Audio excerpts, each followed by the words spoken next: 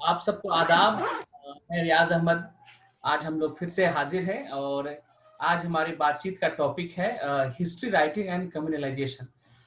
तो दोस्तों, जहां तक सांप्रदायिकता और कम्युनलाइजेशन का सवाल है, तो अगर आप इतिहास की किताबों को देखें, राजनीतिक शास्त्र को या सोशियोलॉजी की किताबों को आप पढ़ें या आप हिस्टोरियन से बात करें, सोशल साइंटिस्ट हो या पॉलिटिकल साइंटिस्ट, तो वो अपने उसकी परिभाषा या उसके दुष्परिणाम या के बारे में वो आपको अपने अपने तरीके से बताएंगे। लेकिन एक आम हिंदुस्तानी की नजर में सांप्रदायिकता का मतलब क्या है? उनके लिए जो हिंदू और मुस्लिम के बीच का आपस का दुश्मनी है, वैमनस्य है, या फिर दुराग्रह है, जिसकी अंतिम परिणति या जो कह सकते हैं कि जिसकी प्रकाष्ठा सांप्रदायिक दंगा है, वो मोटे तौर पे इसी को समझता है। तो इसी टॉपिक पे बात करने के लिए हमारे साथ मौजूद हैं अलीगढ़ मुस्लिम यूनिवर्सिटी के हिस्ट्री डिपार्टमेंट के प्रोफेसर मोहम्मद सज्जाद। प्रोफेसर सज्जाद किसी तारुफ के मोहताज नहीं है। आप उनको हमेशा अलग अलग न्यूज़पेपर में, प्रिंट मीडिया में, इलेक्ट्रॉनिक मीडिया में कॉलम लिखते हुए देखते हैं। इसके अलावा उन्होंने बहुत सारी किताबें लिखी हैं इसी इशू पे, और इस दूसरे मुख्तलिफ इशू पे भी उन्होंने किताबें लिखी हैं। तो हम बातचीत उनसे शुरू करने से पहले मैं एक चीज और बता दूं कि अभी इसी टॉपिक पे या इससे मिलते जुलते उन्होंने एक किताब लिखी है जो उर्दू में है, और हम आपको वो किताब का कवर दिखाना चाहेंगे कि ये है, इस पे लिखा हुआ है भगवा सियासत और मुस्लिम अकलियत। ये उनके अभी हाल में किताब आई है, ये आप देख सकते हैं हमारे स्क्रीन पे, जो ब्राउन पब्लिकेशन से आई है। तो ये किताब जब मैंने मेरे हाथ में आई और जब मैंने इसको पहले इसके चैप्टर्स को देखे, तो इसमें करीब 38 उन्होंने चैप्टर लिखे हैं, जिसमें एक मेरी जो नजर सबसे पहले गई वो दलित मुस्लिम इत्तेहाद, चंद तारीखी हकायक, चंद सवालात, जो इनके चैप्टर है। इसमें उन्होंने जो दलित मुस्लिम कॉम्बिनेशन की अभी बात हो रही है कि जो अभी प्रेजेंट पॉलिटिकल सिनारियो है, इसको डिफीट करने के लिए, पॉलिटिकली इसको हराने के लिए दलित मुस्लिम का साथ आना जरूरी है पॉलिटिकल कॉम्बिनेशन के लिए। तो प्रोफेसर सज्जाद इसमें वो अपने जो हिस्टोरिकल जो फैक्ट्स हैं उसको वो बता रहे हैं, साथ साथ इसके लिमिटेशंस को बता रहे हैं, और इसके सामने जो चुनौतियां आ सकती हैं या है उसको वो इसमें रेखांकित कर रहे हैं। तो हम उनसे जानना चाहेंगे कि आप अपने सवाल जवाब को शुरू करने से पहले पहले आप अपनी किताब के बारे में थोड़े हम लोग को बताएं कि कैसे आपको ये जहन में आया इस किताब के बारे में, और साथ साथ इस किताब के बाद आप थोड़ा ये दलित मुस्लिम जो यूनिटी की बात है वहां से आप शुरू करें बात, फिर हम इतिहास के लेखन और सांप्रदायिकता के साथ जो उसका रिलेशन है उस पर हम आएंगे। बहुत बहुत शुक्रिया रियाज साहब, इस प्लेटफॉर्म पे मुझे एक मौका आप दिया और इसे बहुत बहुत शुक्रिया। ये किताब जो भी इसका जिक्र आपने किया, ये किताब क्या है, बस हमारे चंद तासुरात हैं हमने ये कर दिए हैं। इसका बुनियादी मकसद यह है कि जो कंटेम्प्रेरी, जो समकालीन सामाजिक राजनीतिक कुछ मामलात हैं, उस पर उमूमन उर्दू में मवाद दस्ताब नहीं है, अवेलेबल नहीं है। तो हमने एक आम उर्दू कारी के लिए, आम उर्दू रीडर्स के लिए उस के चंद सवालात पर जो हमारे असुरात हैं वो हमें शेयर करने के लिए की गरज से ये किताब, इसको किताब की शक्ल दिया है या मोनोग्राफ की शक्ल दिया है, जिसमें बुनियादी तौर से ये जो नियो हिंदुत्व जो है उसके इमरजेंस पर हमने तेरा किया है, और मॉडर्न इंडियन हिस्ट्री के स्टूडेंट होने की हैसियत से इस पर जो कुछ भी समझ बन पाई है या इस पर जो लेक्चर छपे हैं हाल के पिछले 2 तिहाइयों में, उन लिटरेचर को ताला करके हमने उन बातों को उर्दू कारी के लिए एक आम जबान में जितना भी हमसे मुमकिन हो सकता था हमने इसको पेश किया है, जिसमें ये जो हिंदुत्व है उसकी बात की गई है और उसके जो इकोनॉमिकल और सोशल बैकड्रॉप्स हैं, मंजर हैं, उसका भी अहाता करने की कोशिश की गई है। इसमें छोटे छोटे इलाकों में जो एवरीडे कम्युनलिज्म शुरू हुआ है उस पर भी नजर डालने की कोशिश की है कि ये किस तरह से हुआ। कोल कर्नाटका जो असली इलाका है, मैंगलोर वगैरह का इलाका, वहाँ किस तरह कम्युनलाइजेशन हुआ। और पूरे हिंदुस्तान में मुसलमानों में एक मिडिल क्लास का इमर्जेंस रफ्ता रफ्ता हुआ है, जिसको हम कह सकते हैं कि इंडिया किसी भी कमजोर से डेमोक्रेसी रहे हो, उसके बावजूद उस डेमोक्रेसी के तहत भी थोड़ा बहुत मिडिल क्लास पैदा पाया।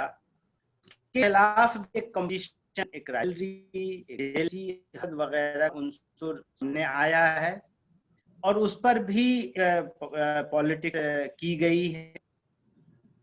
और साथ साथ वो बहुत से उर्दू कारी पता नहीं कितना पसंद आएगा, हमने मुसलमानों के अंदर भी जो कम्युनलाइजेशन या कंजर्वेटिज्म या एक आइसोलेशनिज्म, आइसोलेटेड रहने की एक जो टेंडेंसी, अलग रहने की टेंडेंसी, उन बाकी तरफ भी हमने इशारा किया है और उसको अंडन करने की कोशिश की है, उसको करने की कोशिश है। और जिसका बुनियादी मकसद है कि डिबेट हो कम्युनिटी के अंदर भी और कम्युनिटी के बाहर भी, इन जनरल एक डिबेट हो, डायलॉग हो, अंडरस्टैंडिंग डेवलप हो।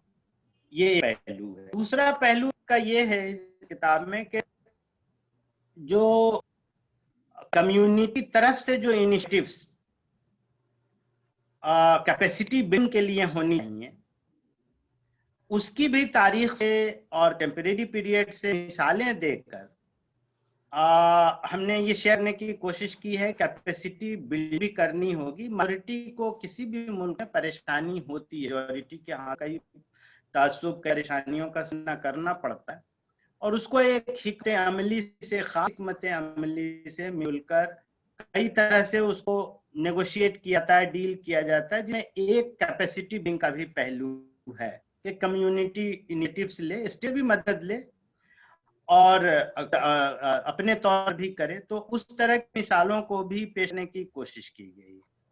तीसरा पहलू यह है कि जो सबऑर्डिनेटेड सेगमेंट है पॉपुलेशन का, वो हिस्टोरिकली ऐसा हुआ फ्रांस से लेकर तमाम जगहों पर कि उस क्राइम को भी फॉरवर्ड मोबिलिटी का एक मींस बनाया जाता है। क्राइम का एक पॉलिटिकल इकोनॉमी होती है और जो सोशल सेगमेंट पावरफुल है administratively and otherwise, politically, economically, तो वो पावरफुल सेगमेंट से ही क्रिमिनल्स इमर्ज करते हैं और सबऑर्डिनेटेड वो जो सेगमेंट्स होते हैं वो भी अपवर्ड मोबिलिटी के लिए है। तो उस डायनामिक्स को, क्राइम को सेंटर रख के उन डायनामिक्स को भी समझने और समझने की कोशिशें की है और उन पॉइंट्स को भी हम शेयर किया, 2-3 इलस्ट्रेटिव स्टोरीज। यानी हमने एब्स्ट्रैक्ट करने की कोशिश नहीं की है, हमने एम्पिरिकल डिटेल्स और इलस्ट्रेशन के साथ बात करने की कोशिश की है। और इनमें जो तासुराती नोट्स हैं उनमें आपने देखा कि बेशतर नोट्स उन्हें सवाल तक नहीं किया है। हमने खुद से कोई जवाब देने की कोशिश नहीं की है कि हाँ साहब ये मसाइल हैं, इस पर इस एक ही हल है या एक ही तरीके से उबरने का और वो हम पेश कर रहे हैं, ऐसा कोई दावा नहीं इसमें। ये सवाल की शक्ल में कम्युनिटी के अंदर, कम्युनिटी के बाहर उन तमाम सवालों पर बहस हो, गुफ्तगू हो, मुकालमा हो और मिलजुल कर कोई रास्ता निकालने की कोशिश जाए, इस तरह की बातें रखी गई हैं।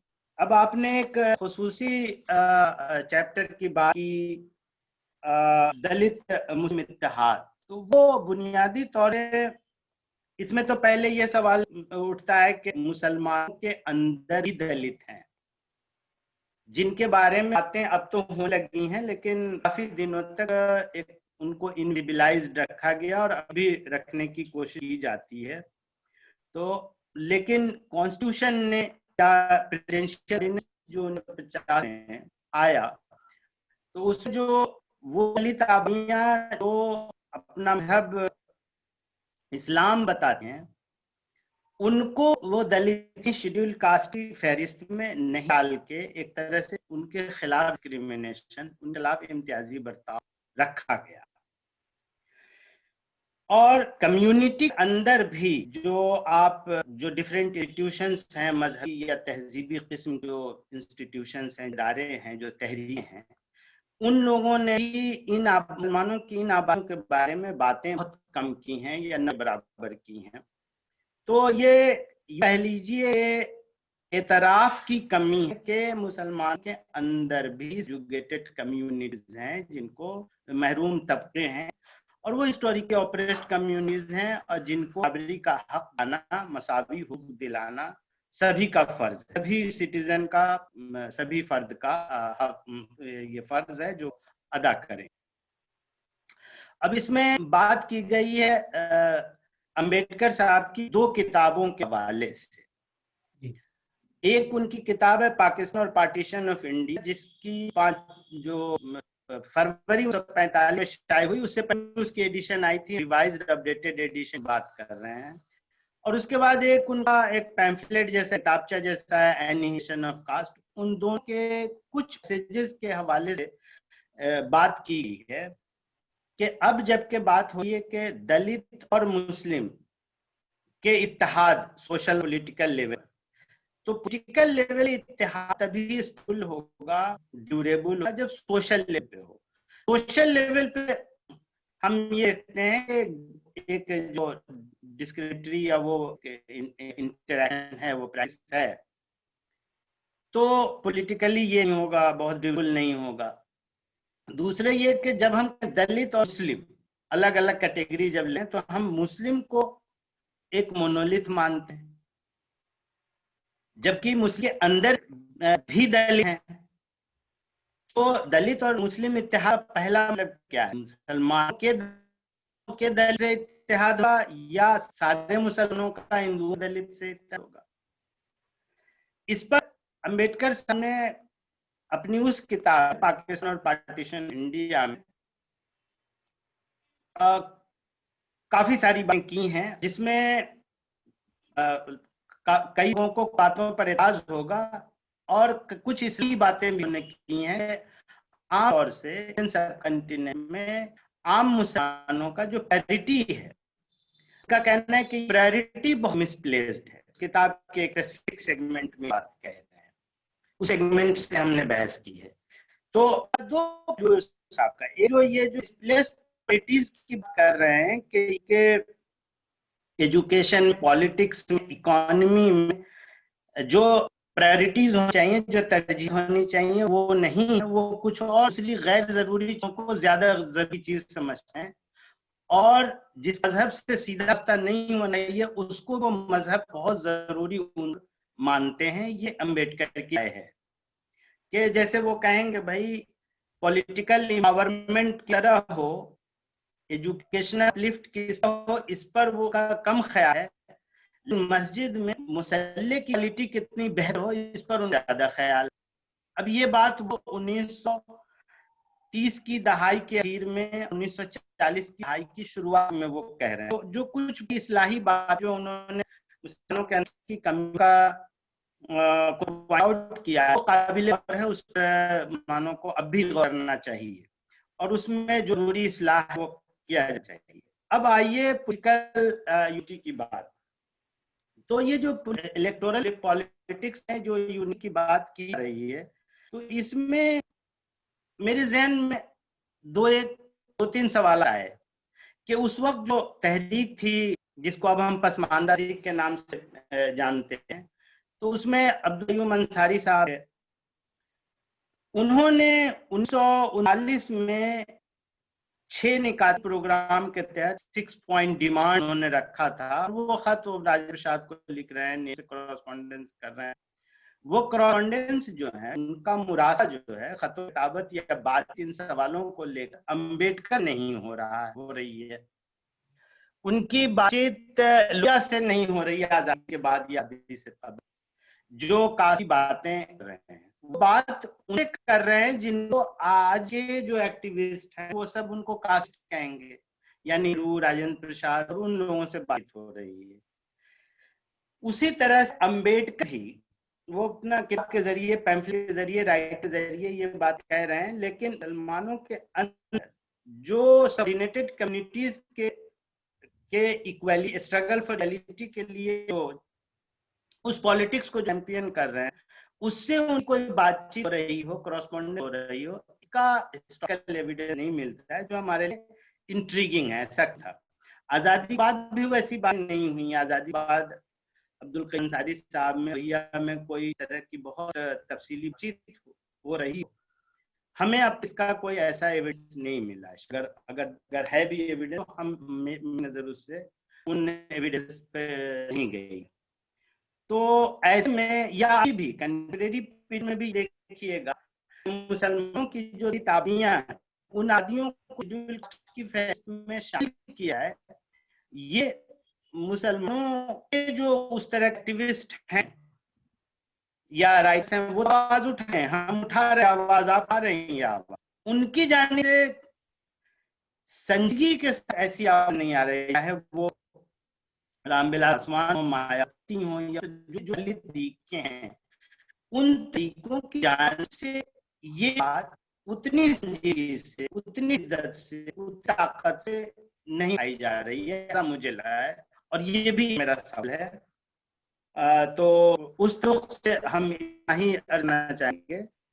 बाकी उसकी राहत हमने उस मजमून में की जिसका जो इस किताब शामिल।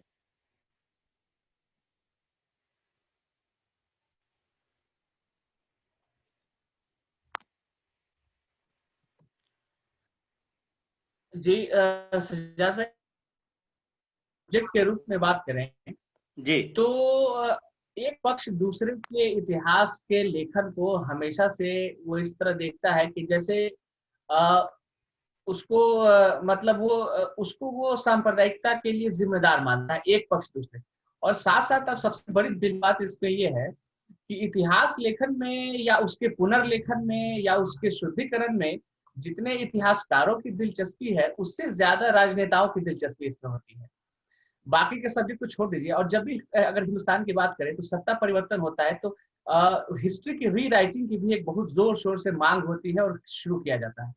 तो आप उसमें देखेंगे कि जो लिखता है वो तो उसको इतिहास को एक तरह से कहता है कि हम उसको ठीक कर रहे हैं, रेक्टिफाई कर रहे हैं। दूसरा पक्ष उसको डिस्टॉर्शन कहता है कि ये डिस्टॉर्ट किया जा रहा है इतिहास की बात।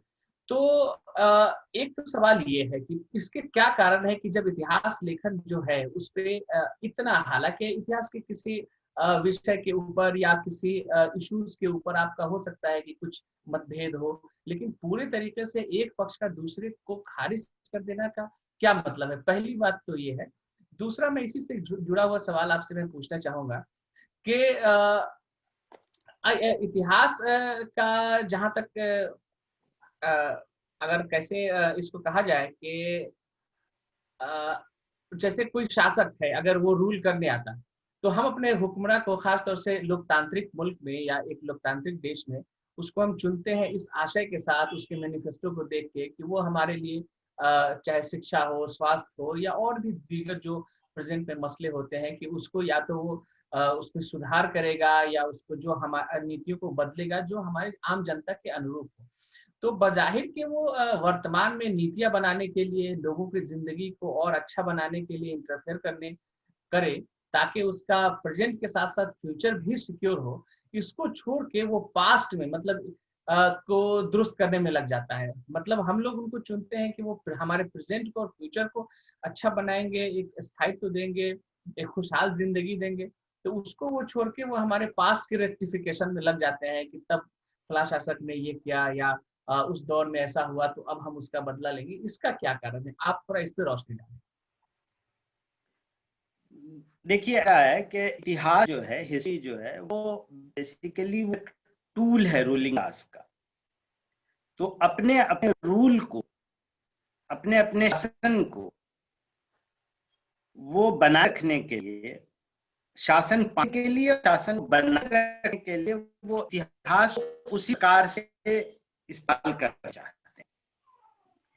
और यह एक मसला है कि इतिहास में ऑब्जेक्टिविटी उस तरह की होती नहीं है। मतलब सिर्फ इतिहास लेखन की समस्या हम नहीं कह रहे हैं, ये इतिहास को इस्तेमाल करने की समस्या है। कि इतिहास को ऐसे इस्तेमाल करते हैं। हम इसको जनरल और एब्स्ट्रैक्ट में बात करने के बजाय हम लोग इस पे ज्यादा कैंडिड और डायरेक्ट हो जाए कि हिंदुस्तान में इतिहास लेखन का इशू। देखिए, इसमें यूं हुआ है जैसे ब्रिटिश जब हमको कॉलोनाइज, तो वो धीरे मुख्तलिफ इलाकों पर जब कब्जा करते हैं, तो इसमें ये हुआ हिंदू का एक सेक्शन सोचा कि कम अज कम ये हमको उन मुस्लिम शासक ने तो निजात दिला रहा है, भले ही हमको कॉलोनाइज कर रहा है, लेकिन को मुस्लिम शासकों से निजात दिला रहा है, और इसलिए कॉलोनिज्म को या कॉलोनाइजेशन वो उस से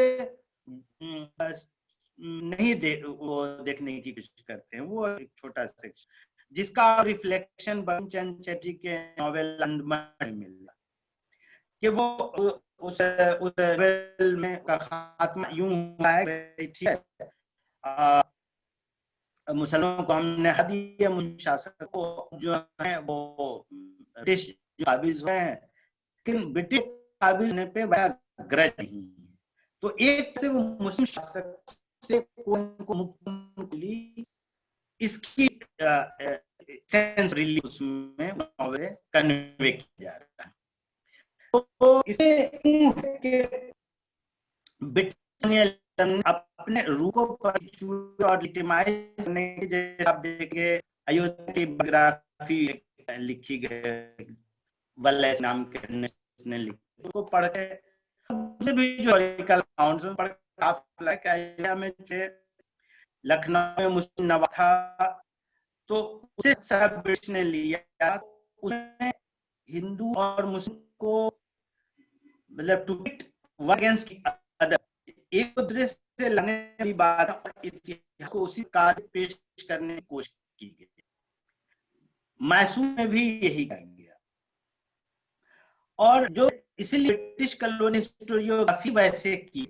तो एक तो प्रॉब्लम तो हमारे यहाँ हमारे पास्ट को रिप्रेजेंट करने बड़ा बड़ा प्रोजेक्ट जो ब्रिटिश रूलर्स ने का उसे कर दिया। फिर उसका जब नेशनलिज्म मजबूत होना, कॉलोनियल नेशनलिज्म मजबूत होना शुरू हुआ, तो ये ब्रिटिश प्रोजेक्ट डिवाइसिव प्रोजेक्ट जो थी, इसका ठीक और इसको एक्सपोज करने का काम शुरू किया, जिसमें मजहबी इलाहाबाद स्कूल, पूरी नेशनलिस्ट स्कूल हिस्टोरियोग्राफिया, बाद में यानी बहुत सी चीजें थी। तो ये तमाम लोग जो इंडिया के मेडिवल पास्ट को अब ये दूसरा से दिखने लगे, यानी एक हिंदू का सेगमेंट ऐसे था जैसे कि वो फॉरेनर आया, वेट कर दिया, सब्जुग कर दिया, क्या कल्चरली इंफीरियर थे, हमारे रिलीजियस बिलीफ में, डेली लाइफ में या किसी में, हमारे फिलॉसफी में कौन सी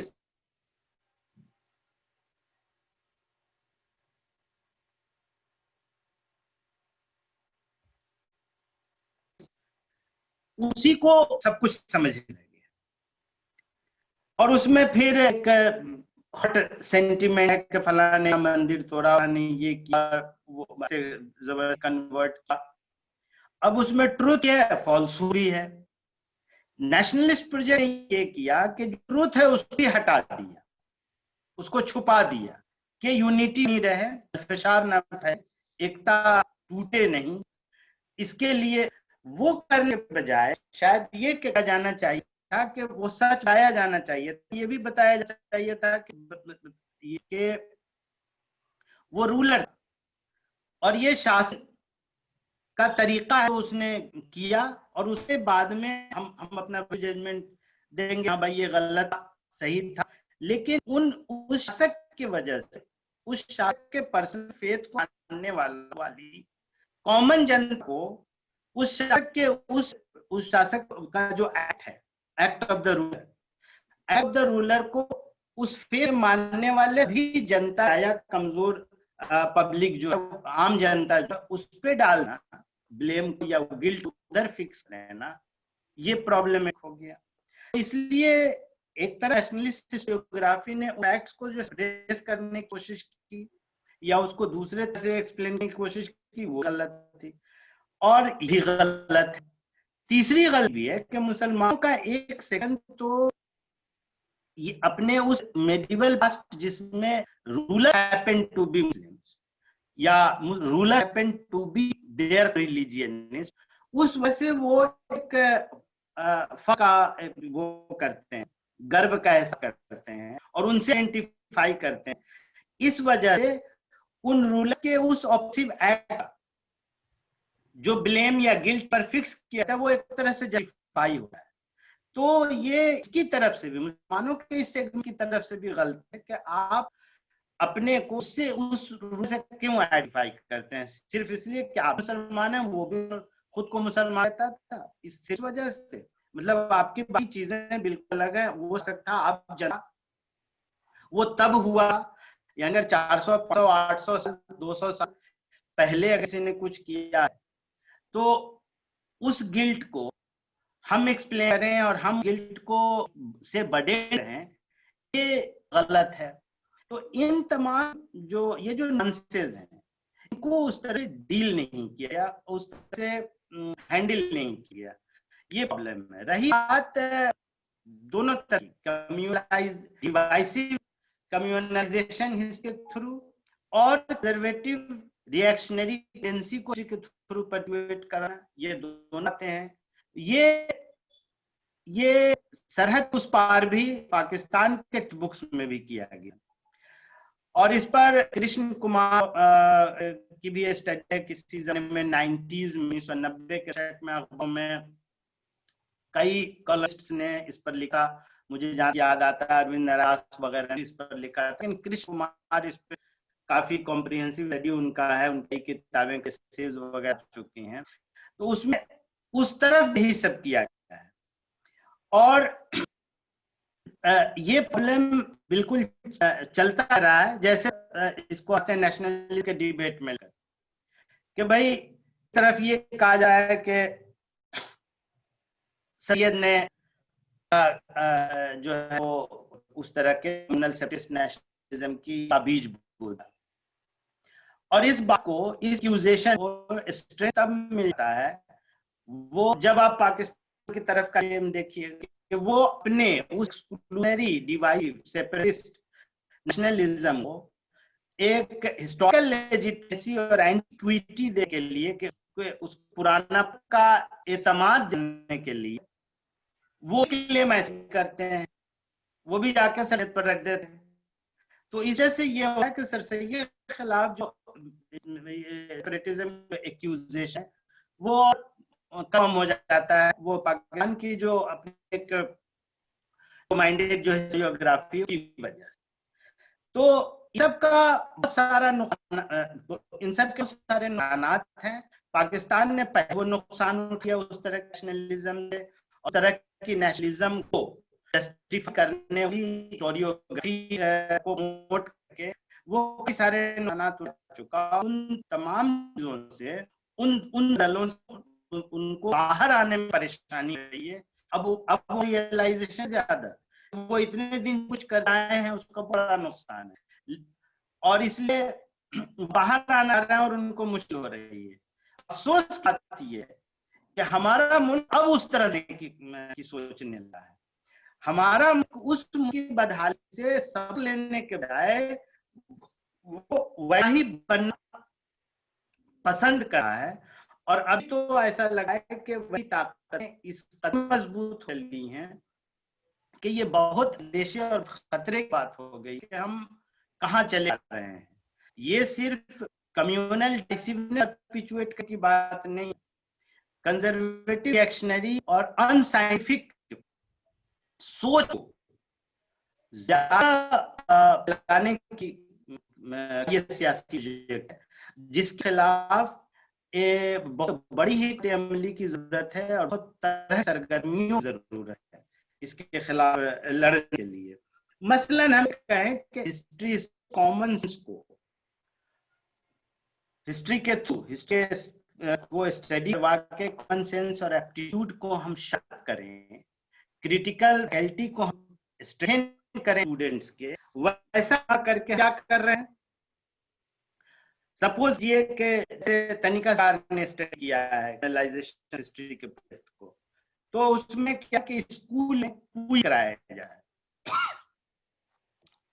जो अर्थ से मुतल्लिक स्कूल, अब उस स्कूल क्या करेंगे, सवाल होगा राम मंदिर को किस हुक्मरान 1528 में ताक किया, जवाब होगा बाबर। अब ये क्या है कि इस तरह क्विज़िकल क्वेश्चन से आप एक फॉल्सहुड कंटेस्टेड हिस्टोरिकल एस्पेक्ट्स को आप बिल्कुल स्टेब्लिश गिवन देके बनाकर पेश कर रहे हैं और स्टूडेंट को वैसी ट्रेन कर रहे हैं। उनको ये ट्रेनिंग नहीं दे रहे हैं कि भाई 1528 में जो स्ट्रक्चर बना वो क्या पूरी साबित है कि वो किसी और स्ट्रक्चर को के बना। ये उस तरफ प्रॉब्लम है। इस तरफ प्रॉब्लम क्या, इस तरफ का प्रॉब्लम ये है कि अगर हम अयोध्या बात छोड़ दें तो दूसरी जगहों पर ये बिल्कुल साबित है हिस्टोरिकली कि हाँ वो किसी प्री एग्जिस्टिंग रिलीजियस स्ट्रक्चर तोड़कर डैमेज करके और नए रिलीजन को सर्व करने वाला स्टर वहां पे खड़ा किया। तो इशू को सेकुलरिस्ट हैंडल लेंगे। अगर आप सिर्फ हिस्ट्री पे डिपेंड कर रहे हैं तो इसलिए थे वो अयोध्या इशू, काशीपुरा का इशू, उसमें जो कॉन्स्टिट्यूशन था, कॉन्स्टिट्यूशन जो कह रहा है उस पर बात होनी चाहिए थी, वही रेफरेंस पॉइंट होना चाहिए था, हिस्ट्री वगैरह रेफरेंस पॉइंट होना चाहिए।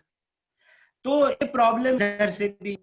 अब हम लोग इतना कुछ भुगत के झेल के तो तब भी हम इस पर एक एक्टिव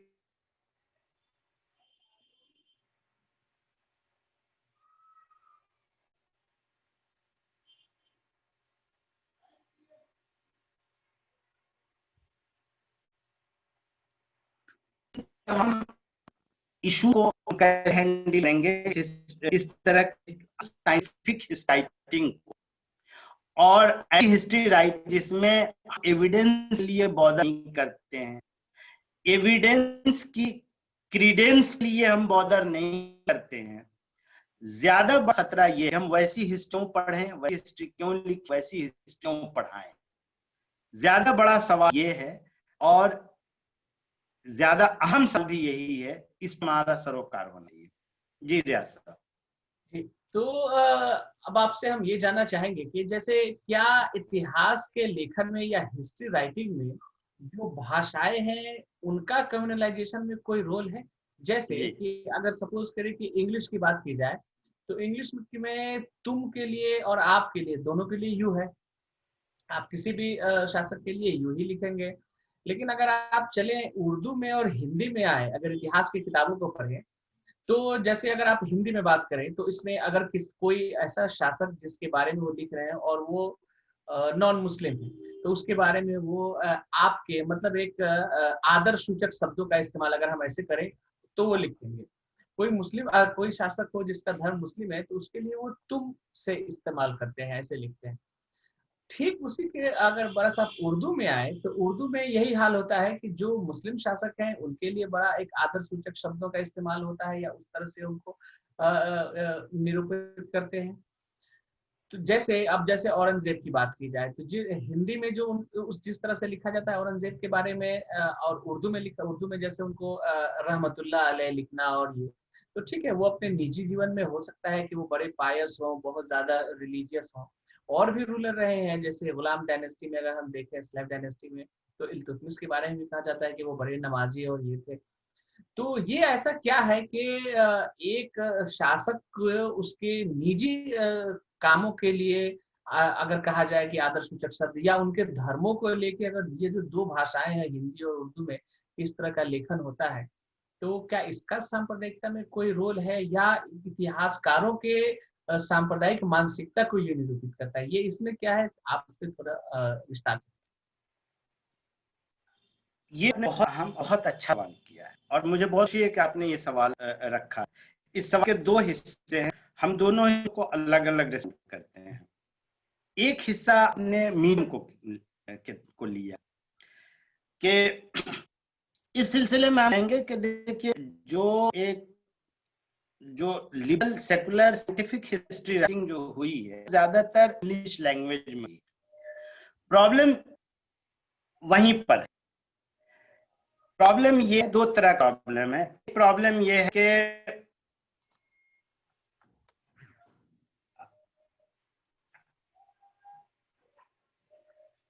कि हमने अंग्रेजी में लिखा और अंग्रेजी की बहुत कम, उर्दू हिंदी या दूसरे वर्नाकुलर की रीच ज्यादा है, तो हम उन लैंग्वेज में मटेरियल को अवेलेबल कराने में कहीं ना कहीं कमी रही। इससे भी बड़ा मसला ये रहा कि हिस्ट्री बहुत सी चीजें ऐसी इस तरह लिखी कि वो हिस्ट्री स्पेशलिस्ट के लिए लिखी कि हिस्टोरियन ही आपस पढ़ें और एक दूसरे से डिसएग्री करें, एक दूसरे के ताली बजाएं या एक दूसरे की मजम्मत। तो ये एक बहुत ही लिमिटेड सेक्ट सर्कल के लिए जो लिखे जाने की प्रैक्टिस है उससे बाहर आना होगा। बहुत से बड़े हिस्टोरियंस पॉपुलर मीडियम में पॉपुलर लेवल पे इंटरवीन करने को हैरत से देखते हैं। उन पीढ़ी आ रही है बड़ा बड़ा काम करके, उस पीढ़ी के से लोग जान के रहे हैं, आखिरी इसमें है, लेकिन हुआ है। और इस प्रॉब्लम को रियलाइज करते होना ये चाहिए कि पॉपुलर लेवल पे वर्नाकुलर न्यूज़पेपर, पीरियोडिक्स या और दूसरे जो पॉपुलर मीडियम, अब तो पूरा सोशल मीडिया और इसका आ गया है, तो उन सारे मीडियम में इंटरवीन करना होगा। या ये कि अब जबकि ज्यादा मोटी में बड़े बड़े टेक्स्ट, बड़े बड़े लेख पढ़ने की लोगों को नहीं है। अभी एमएस व्हाट्सएप और माइक्रोलॉग जो है ट्विटर वेटर के मीडियम है, इन सब मीडियम से भारत क्षेत्रीय भाषाओं में और जो इन लैंग्वेज में आपको अपने कंटेंट को सप्लाई करना होगा, लोगों तक पहुंचना होगा, एवेलेबल कराना होगा, तभी वो बात जा पाएगी दूर तक। तो एक ये रहा कि ये इन्वेंशन की कमी। देखिए पूरे 80s में, लेट 80s में और 90s में बहुत से हिंदी न्यूज़पेपर उत्तर भारत में तो मोस्ट पॉपुलर या लार्जेस्ट सर्कुलेटिंग जो हिंदी डेलीज थी उनसे बेस्ट ने तो कम करने का किया। तो वहां आपका इंटरेक्शन नहीं हो रहा था, लिबरल जो पॉजिटिव होता था, कंट्रीब्यूटर्स इंटरवेंशन बहुत कम हो रहा था।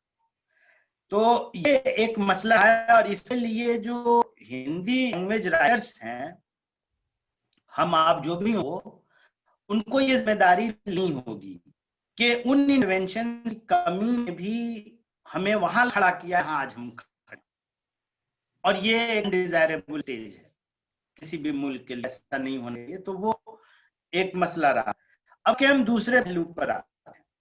दूसरा पहलू ये है, मैं उसी पिछले को और एक्सटेंड कर दूं, हम सिर्फ अगर एकेडमिक जर्नल्स और एकेडमिक नेचर के उसमें ही लेते रहे या लिखें या किसी के लिए लिख, तो ये दूर तक नहीं जा रही। जबकि पॉपुलर स्पेस किसी और ने उनकी भाषा में समझ आने वाली बातों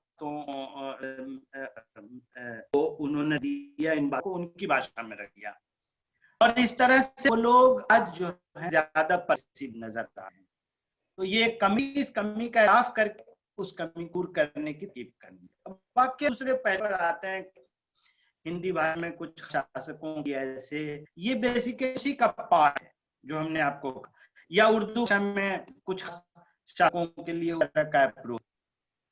तो ये जो लिबरल साइंटिफिक एविडेंस हिस्ट्री की बात है, हम उस हिस्ट्री को अगर पॉपुलराइज किए होते तो ये सवाल आम आदमी के, आम लोग के जहन हम पहुंचा सकते थे या उनको एबल कर सकते थे। उन आम लोगों के जहन के सवाल उठे कि कोई शासक अपने जी जिंदगी कुछ भी है, वो एक पहलू हो सकता है, उससे लेके ज्यादा पहलू ये कि वो किसान के लिए, मजदूर के लिए, आम जनमानस के लिए उसकी जो आर्थिक नीतियां थी, विकास की जो नीतियां थी, प्रशासनिक जो नीतियां थी, क्रिमिनल जस्टिस सिस्टम की नीतियां थी, वो कितनी ऑब्जेक्टिव थी, वो कितनी आरूजी थी, वो कितना मुतासिब थी, वो ज्यादा अहम है।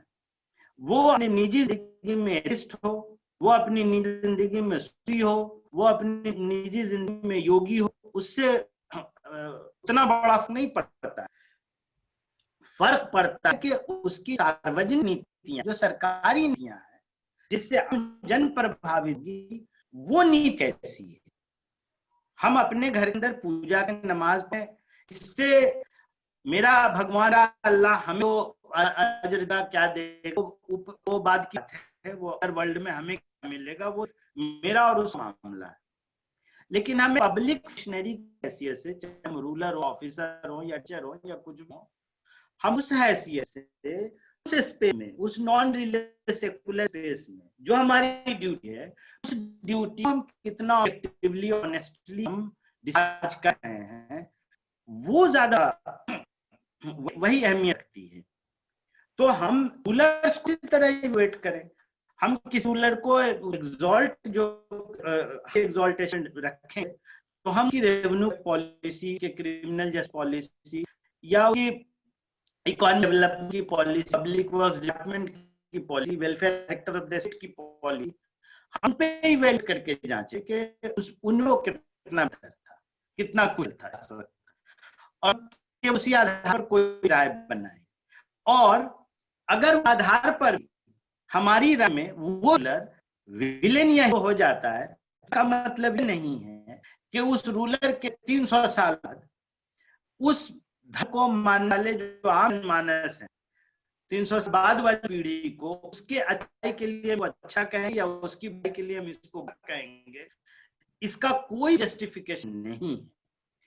ये कॉमन सेंस बात है, लेकिन इस कॉमन सेंस को पॉपुलराइज कराने की जरूरत है, और जनता जो है, आम मानस इसको इंटरनलाइज करे, इसकी भी जरूरत है।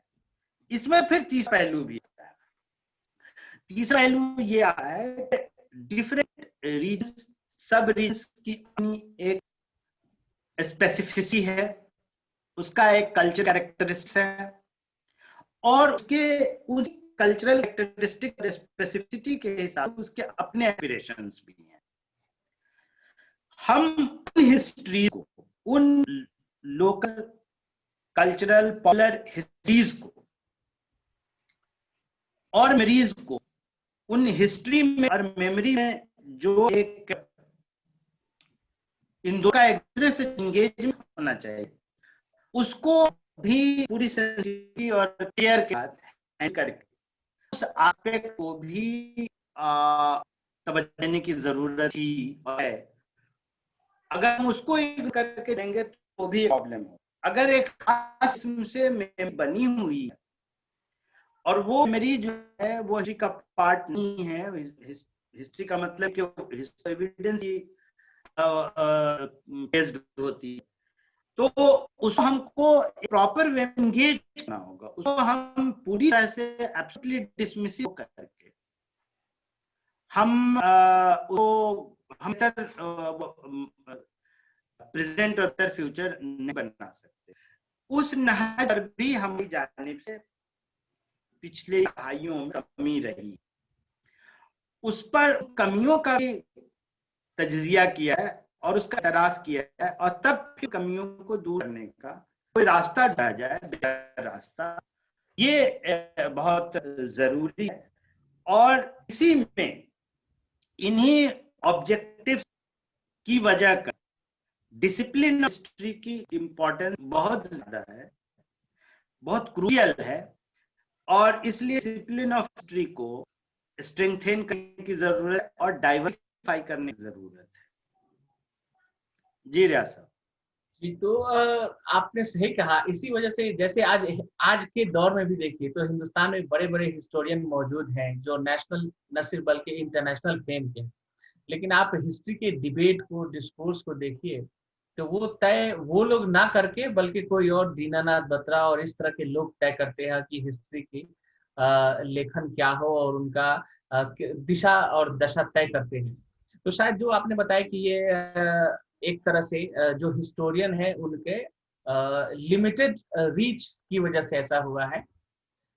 और इसी को हम और आगे बढ़ाते हुए, जैसे आपकी जो ये किताब मैंने अभी दिखाई, भगवा सियासत और मुस्लिम अकलियत, एक तो ये है, और इसके अलावा भी आपने किताब लिखी है हिंदुस्तानी मुसलमान मसाइल और इनका नाम। तो मैं अब इसी को इतिहास लेखन के बारे में आगे, आप बेसिकली आप इंग्लिश के राइटर हैं, आपकी किताबें भी इंग्लिश में है, में आपकी आ चुकी है, वो भी हम अभी उसके बारे में भी हम आपसे बात करेंगे। लेकिन हम ये जानना चाहते हैं कि जैसे उर्दू है, तो एक नॉन मुस्लिम्स के लिए उर्दू है वो मुसलमानों की भाषा है।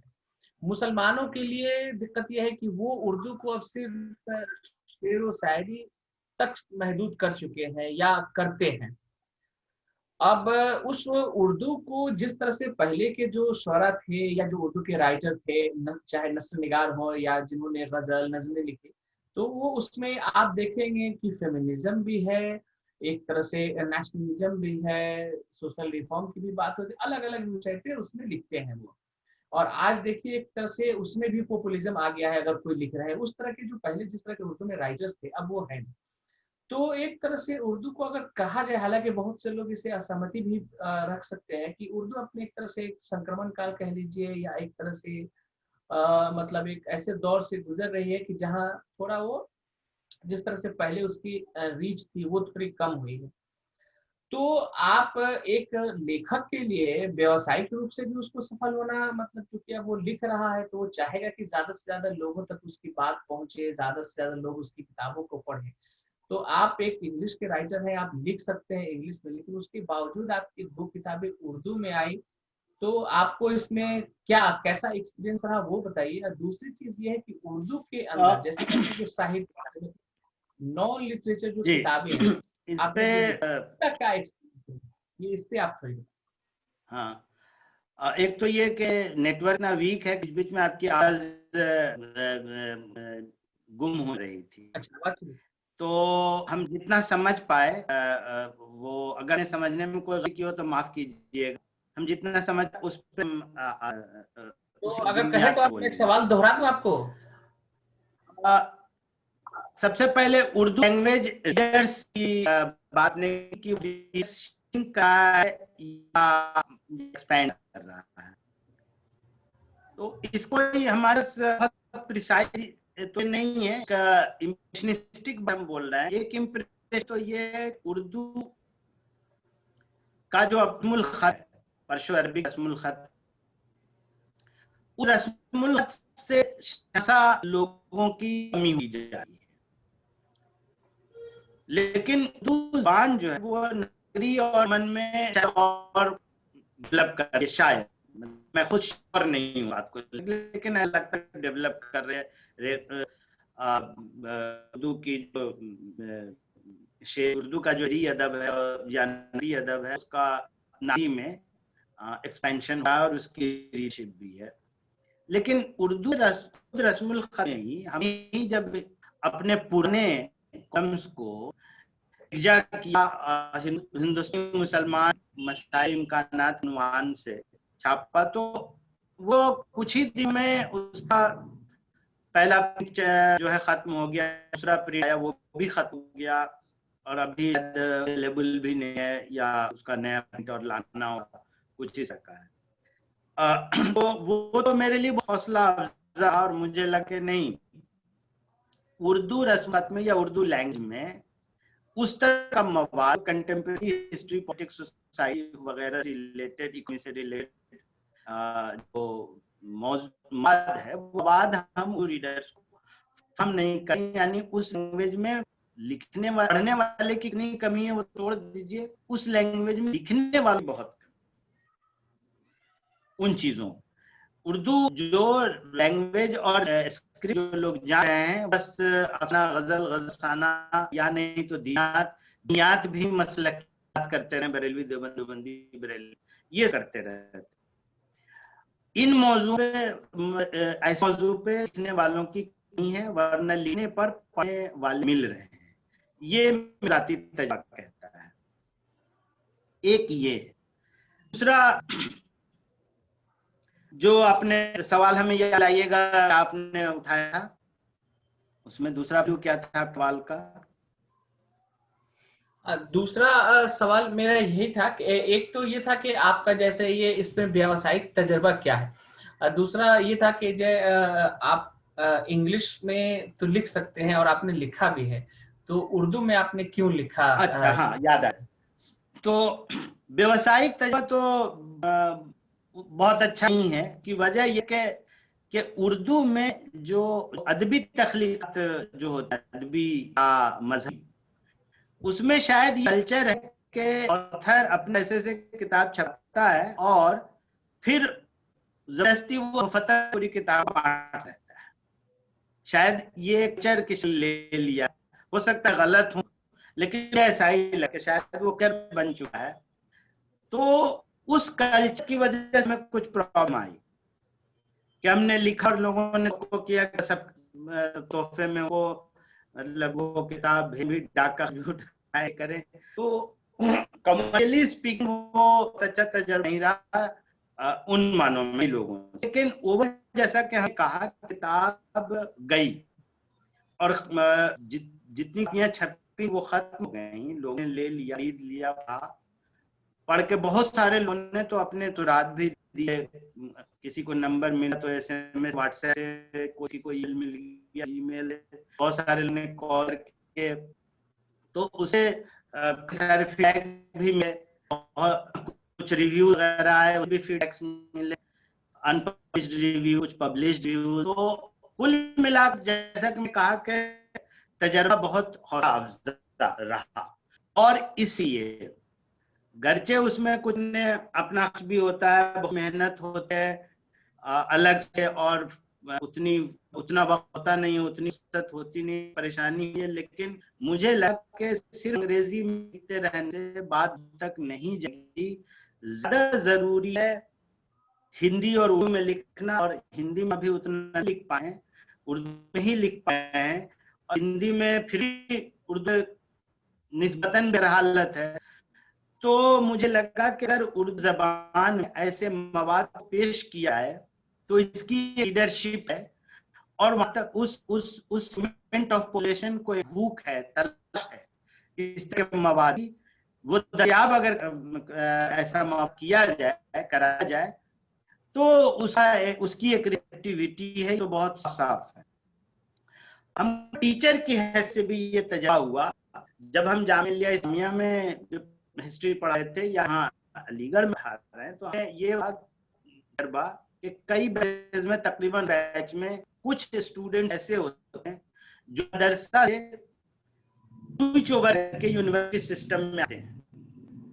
उनको जब वो BA या MA में आते हैं तो उनका हम देखा कि उनकी उर्दू, पर्शियन, यानी लैंग्वेज लर्निंग एबिलिटी कुछ स्टूडेंट्स की ऐसा नहीं कि मदरसा के सभी लोगों की उर्दू अच्छी होती है, मदरसा के भी कम ही स्टूडेंट्स की उर्दू उन में वाकई अच्छी होती है, लेकिन जो यूनिवर्सिटी सिस्टम में आ गए, एक बैच में 4-5 हैं, 6-7 8 हैं, तो उसमें 3 जो है काफी अच्छे, काफी प्रॉमिसिंग, काफी ब्राइट होते हैं, तो उनके यहाँ एक लैंग्वेज लर्निंग एबिलिटी हुई है, उर्दू, पर्शियन वगैरह वो लिखे हुए होते हैं, उनको अगर अलग से क्लासरूम बाहर थोड़ी वक्त भी उन काउंसलिंग करते हैं, थोड़ा वक्त देते हैं उनको कि को आमादा करते हैं अंग्रेजी से अपने कॉन्फिडेंट फील करें, तो वो बहुत तेजी से 1 साल 2 साल 1.5 साल के अंदर से 3 सेमेस्टर के अंदर मेरा तजुर्बा जाती रहा है कि वो उन्होंने अंग्रेजी जबान भी अच्छी कर ली है,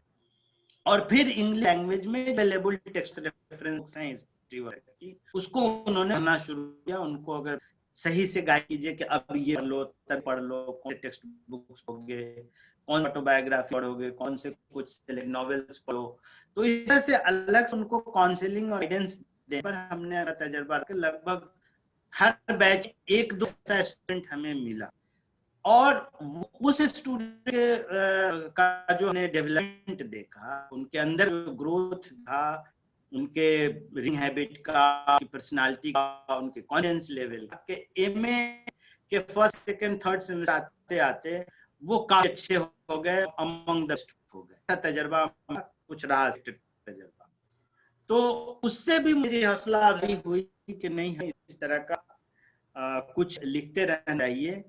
और उसका एक कंसेशन दिखा तो पोर्टल वगैरह भी आया है, जैसे किंडल लाइन जो है वो काफी अच्छा हो, हमने देखा है कि नवो है, काफी तरह की वैरायटी है, और रेंज ऑफ सब्जेक्ट्स हैं, रेंज ऑफ इश्यूज हैं, और उसका एक रिच भी है, एंड्रॉइड सबके हाथों में आ गया तो लोग उसको पढ़ते भी हैं।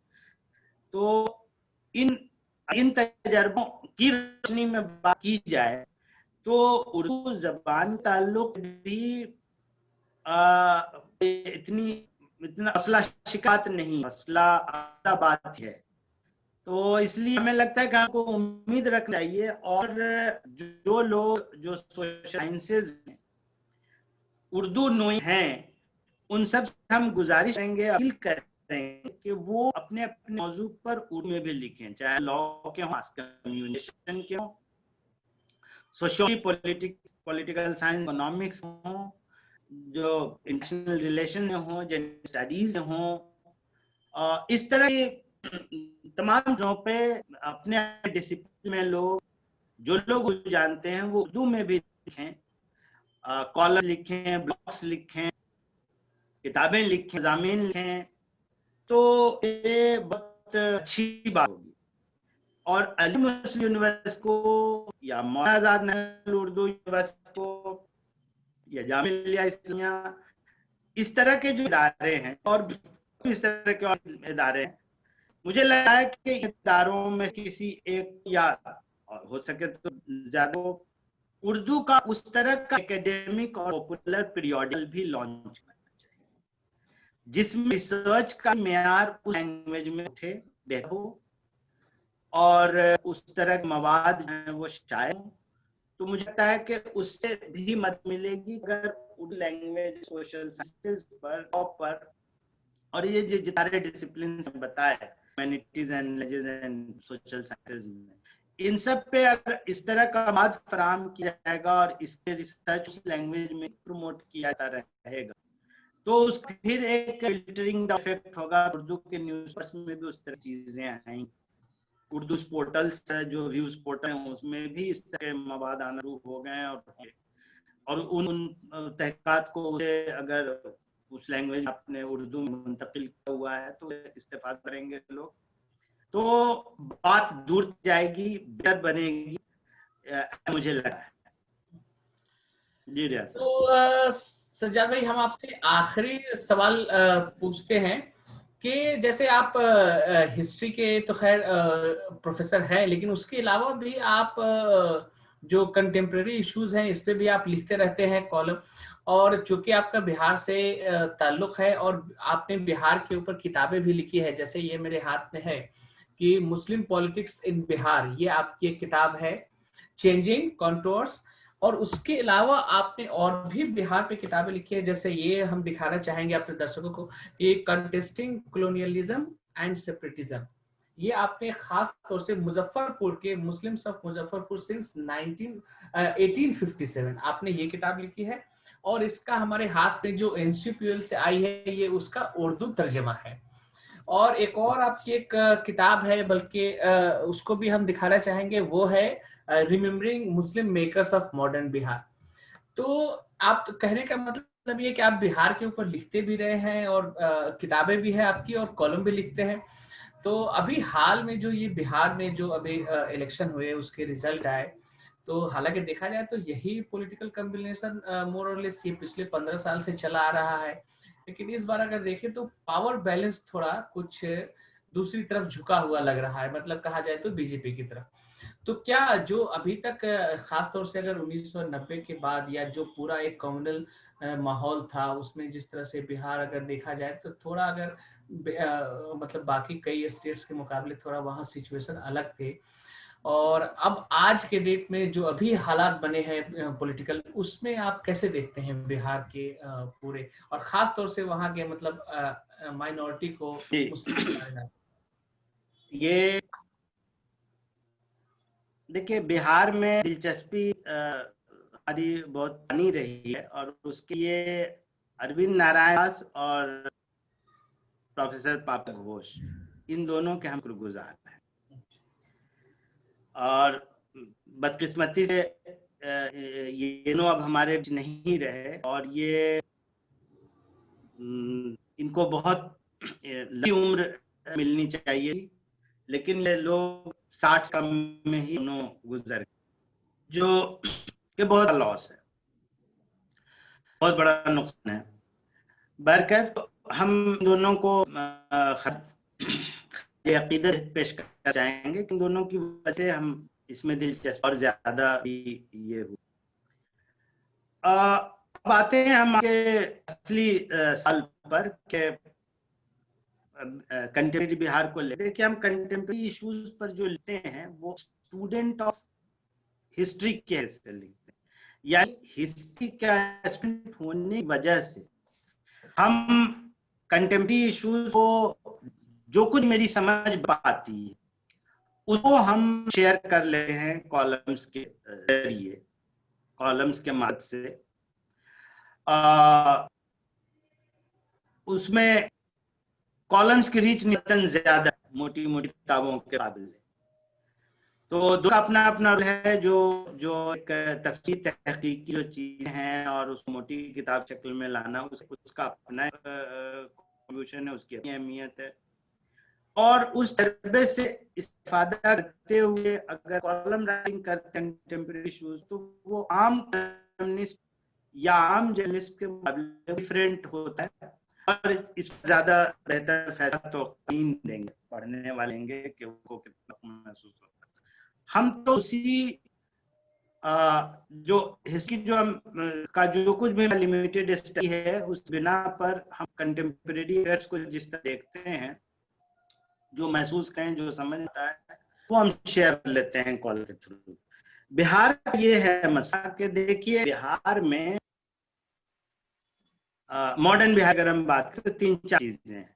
एक तो ये कि बंगाल से अलग जो बिहार को सूबा बनने की मुहिम चली, वो अर्बन इलीट मुस्लिम और हिंदूज की मेनली टेस्ट की वो तहरीक और अलग बन गया। तो ये अर्बन इलीट थे दो के, मुस्लिम भी और हिंदूज के भी, जिसमें हम ना के जो है नंबर रहते थे बातों को। तो ये बेसिकली तहरीक और उनमें इतना मिडिल क्लास एजुकेटेड चुका था, एजुकेटेड मिडिल क्लास या दूसरे तरह मिडिल क्लास को अलग सूबा बनने से ज्यादा फायदा था। दूसरे को भी फायदा था लेकिन को ज्यादा था, ये पेश और इन्होंने तहरीक चलाई। और वो इसलिए एंटी कॉलोनियल नेशनल चल रहा था या मोमेंटम गैर कर रहा था लेट 9th और अर्ली 20th सेंचुरी, तो उस वक्त बिहार में जो प्री डोमिनेंट वो कंसर्न वो रीजनल पैट्रियटिज्म का था, और वो उस तरह एंटी कॉलोनियल नेशनलिज्म थोड़ा कम था। ये वाला पहलू, रीजनल पैट्रियटिज्म वाला पहलू ज्यादा था। हालांकि ये भी बात सच है कि बिहार का ताल्लुक है वो जो नेशनलिज्म है रिटार्डेड, और वो एक वजहों में से वजह है बिहार बैकवर्ड। तो एक तो वो था, यानी हम कहना ये रहे हैं कि बिहार में निस्बतन जो बिहार के आसपास के जो सूबे हैं, बंगाल, उत्तर प्रदेश जो उस वक्त यूनाइटेड प्रोविंस कहलाता था, इन सूबों में हिंदू मुस्लिम एंटोनिज्म जैसी थी, उस डिग्री की एंटोनिज्म बिहार में नहीं थी। यानी अगर बंगाल यूपी में हिंदू मुस्लिम यूनिटी और हिंदू मुस्लिम कॉन्फ्लिक्ट को अगर कंपेयर करें, बिहार के मुस्लिम यूनिटी और हिंदू मुस्लिम कॉन्फ्लिक्ट को, बिहार में मुस्लिम यूनिटी आउटवे करे कंपेयर टू ये जो एडजेसेंट जो सूबे हैं। यही बात लेट कॉलोनियल पीरियड भी रही। अच्छे लेट कॉलोनियल पीरियड में हुआ कि जब 1919 के एक्ट के बाद रिप्रेजेंटेशन का जो स्ट्रक्चर थोड़ा वाइड हुआ, तो वहां भी कुछ प्रॉब्लम्स आए। रूरल इसी मर्ज भूमिहार कास्ट के वो लोग भी दाखिले और लोकल बॉडी वगैरह के जो इलेक्शंस वगैरह होते थे, वहां इलेक्टोरल लॉटरी और पावर क्लैश शुरू हुआ, उससे भी कम्युनलाइजेशन हुआ है। तो इलीट का जो कॉन्फ्लिक्ट 20s 30s 40s में, वो तो एक डिटेल। आजादी के बाद जो बिहार की कहानी है वो यही है कि कांग्रेस रूलिंग पार्टी और ऑपोजिशन जो है, ऑपोजिशन का स्पेस सोशलिस्ट लेफ्टिस्ट फोर्स ने पकड़े रखा। बीच बीच कभी कभी पावर में भी आए, और उसमें मोस्ट सिग्निफिकेंट था 1977 से 79 का फेज, जिसमें जो 1920 की दहाई में जो त्रिवेणी संघ और उस तरह जो भी मूवमेंट चले थे, कुछ दलितों का, कुछ ओबीसीज का, जो स्ट्रगल फॉर पावर चला, स्ट्रगल इक्वालिटी, तो वो पूरी ठाकुर के रिजीम में आके कुछ एक्वलाइज हुआ। कभी ठाकुर ने जो मोतीलाल कमिश्न रिपोर्ट के रिकमेंडेशंस को इम्प्लीमेंट और भी बहुत सा कुछ काम किए, पंचायती राज लागू किया। तो उससे हुआ कि जो दबे चले सोशल के सेगमेंट में जो मिडिल क्लास तैयार हुआ था, उसके लिए जगह बनी और प्रकाश ठाकुर को चैलेंज, उस चैलेंज को 1990 के बाद, यानी मिडिल एरा को कहते हैं, वो चैलेंज और आ गया, और उसने तरह जो अपर है, कुछ जगह मिली और अपर प्लेयर के उन्होंने जगह दिया। यहाँ तो ठीक है। प्रॉब्लम कहाँ से शुरू होता है? प्रॉब्लम शुरू होता है, आपने 15 साल की बात, हम चाहेंगे 15 लाख ना देखे, 30 साल स्टोरी कंटिन्यूम में देखिए, 90 अब तक के साथ। और उससे हम लोग को ये तामुल नहीं होना चाहिए ये एतराफ करने में कि जब हम सोशलिस्ट की लड़ाई लड़ के कुछ दबे हुए मार्जिनलाइज्ड फोर्सेस को इंपर कर रहे थे, और जो कि एग्जिस्टिंग पावरफुल बास्ट्स थी, को हम प्लेस करके लिए जगह ले रहे थे, उनके सेगमेंट प्लेस के, तो एक मेजर सोशियो इकोनॉमिक डिसलोकेशन हो रहा था। उस डिसलोकेशन कंपेंसेशन का भी कुछ ख्याल रखना।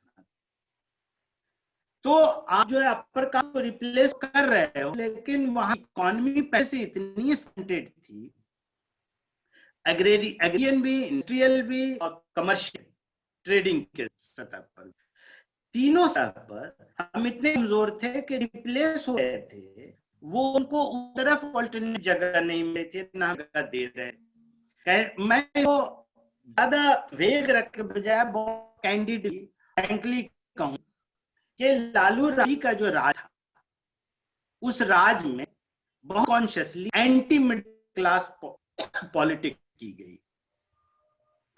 तो उसकी वजह से जो डिलोकेशन का एक कूनिंग होनी चाहिए थी, वो नहीं हुई।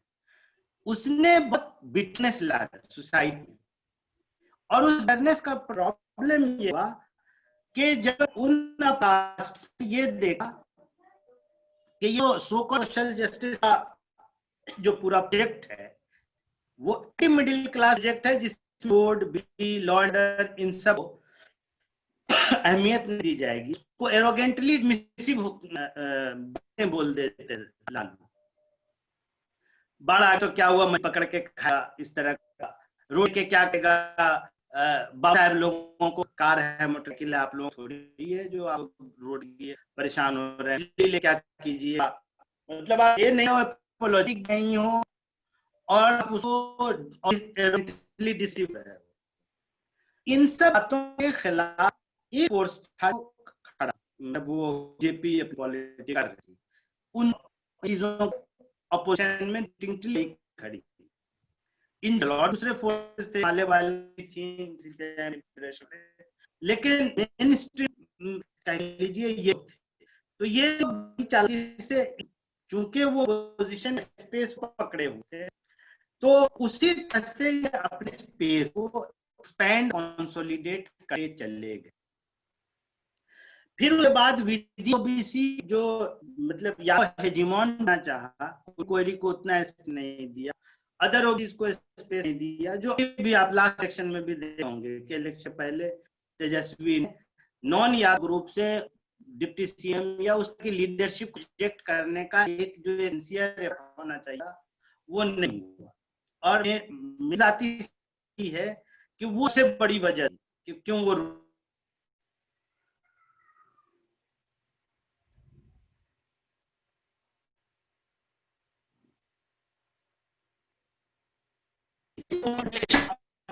और यादवाइजन के इस प्रोजेक्ट को मुस्लिम स्ट्रेंथन कर रहा, वो एक वजह है अभी एंटी मुस्लिम हेट्रेड जो ना हुआ है।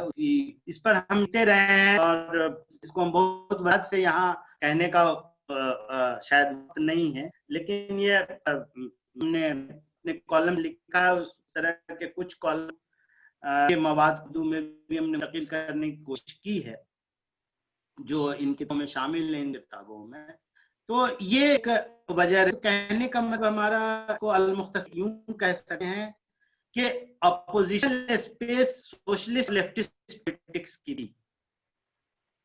वो कहीं ना कहीं जब उस तरह के फोर्स जब पावर में आ गए, तब धीरे कम्युनल मेजॉरिटेरियन फोर्स ने गेन किया और धीरे धीरे वो मेजॉरिटेरियन फोर्सेस जो है अब वहां की पावरफुल हेजिंग फोर्स अब बनती हुई रही है।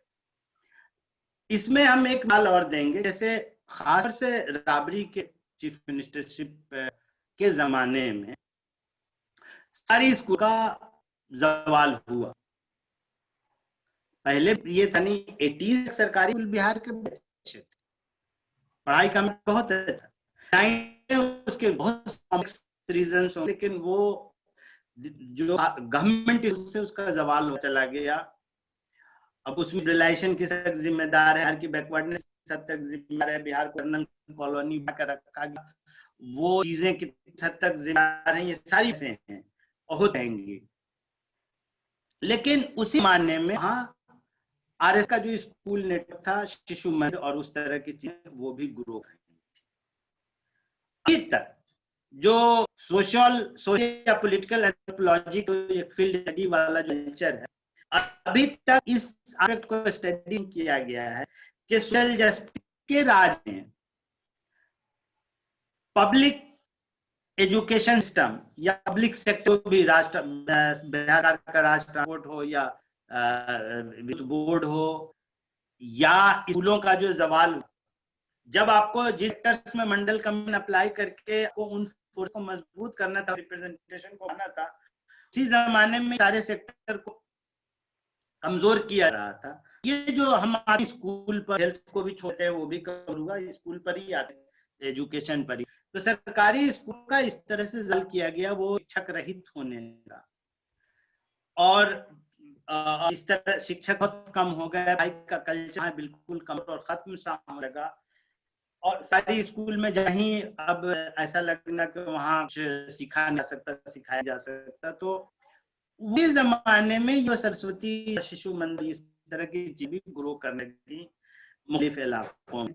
इस पर अभी स्टडी नहीं किया गया, स्टडी किया जाएगा तब राह खुलेगा कि सोशल जस्टिस के नाम पर जो सत्ता संभाला 1990 से 2000 के बीच में, ये जो 30 साल का वक़्त है, और उसने भी इस तरह के फोर्सेस को, मेजॉरिटी फोर्सेस को मजबूत करने, आगे बढ़ाने, वो किस तरह से मददगार सिद्ध हुआ वो शासन व्यवस्था। अब तो इस पर बात ही नहीं गई है। लिबरल स्कॉलर लोग इन कमियों पर करने से हिचकाते हैं, इन एस्पेक्ट से सच की भी कमी है, तो सब गैप को फिल इन किया जाए, इस पर ही देखा जाए, सिर्फ नहीं बजाया जाए कि हाँ लालू राबड़ी नीतीश ये सब सेकुलर और थे, वो है, उनको क्रेडिट दीजिए, उन्होंने इतना कुछ जो ना कराए पर बात भी बात कराए ताकि वो दूर हो सके, वो कमी, उन कमियों दूर करके डिजाइबल चेंजेस आने हैं वो आए जा सके, उसके लिए राय आम तैयार कीजिए, उसके फिजा हमार कीजिए बहस मुबासे से। और जैसा कि हमने कहा कि किसी शासक को, और आपने भी कहा, रहमतुल्लाह बनाएंगे। हम बहुत प्रोवोकेटिव बोल रहे हैं, लेकिन बहुत सोच के बोल रहे हैं कि मुसलमान जिनको अल्लाह के बारे में बोल दीजिए, मुंह को तैयार जाते हैं। कुछ तो ऐसे हैं फेनेट के, उनको अगर कोई यादव है वो कम नोचेगा, वो मुसलमान नोच लेगा। तो ये जो शासकों के प्रति या नीति के प्रति भक्ति, शासकों के प्रति भक्ति, ये जन के हित में नहीं है। शासक का फर्ज है कि वो हमको हमारा कुछ हमारा हक दिलाए दे।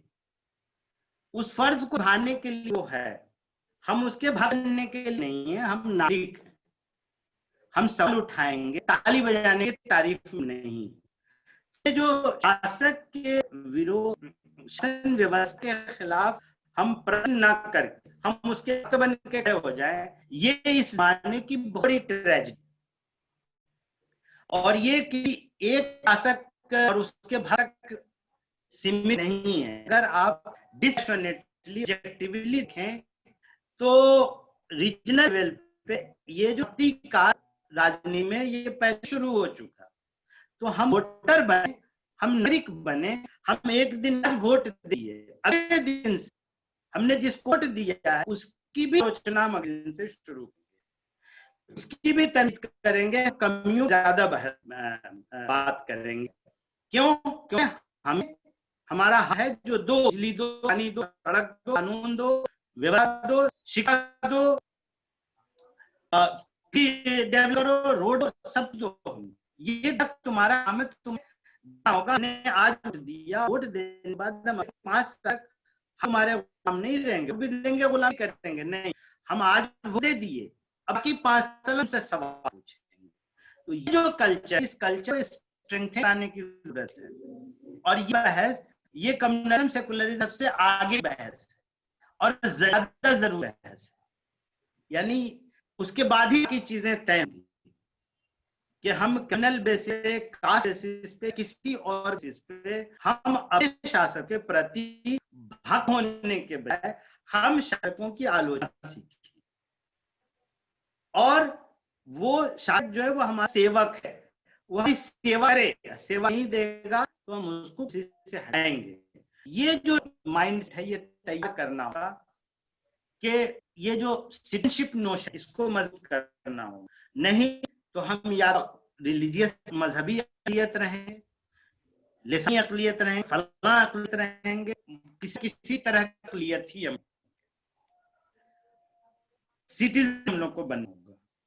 और सिटीजनशिप की नोशन को स्ट्रेंथन करने के लिए जो हम करनी है, वो काम पूरे इंटेलिजेंसिया को, ओपिनियन मेकर्स को, एकेडमिशियन को, सभी को करना होगा। जर्नलिस्ट को, आर्ट के फील्ड में जो हैं उन लोगों को, ये जो सारे होल्डर, इन सब फर्ज बनता है कि वो सिटीजनशिप के नोशन को मजबूत करें, कॉन्स्टिट्यूशन वैल्यूज को मजबूत करवाने की कोशिश करें। उसके लिए एक समाज में फिजा हुआ है। जी रियाज साहब। जी, तो बहुत बहुत शुक्रिया सजाद भाई आपका कि आपने वक्त निकाला और हमसे बात की। आपका तो थैंक यू आपका, बहुत बहुत शुक्रिया।